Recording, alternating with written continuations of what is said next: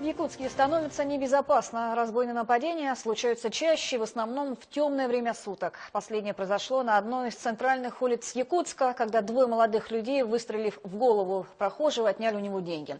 Наживой преступников стали 2000 рублей. Потерпевший остался жив благодаря поверхностному выстрелу. Галина Погадаева узнала другие подробности. 3 ноября в полицию обратился молодой человек с сообщением о том, что около 22 часов на него напали двое неизвестных. Угрожая пистолетом, они нанесли ему побои и похитили золотое кольцо, часы, а также рюкзак с документами. По горячим следам злоумышленники были найдены. Выяснилось, что в тот вечер ими было совершено еще одно разбойное нападение. В результате проведенных оперативно-розыскных мероприятий полицейскими задержаны двое молодых людей, уроженцы Усть-Алданского и Верхневилюйского районов.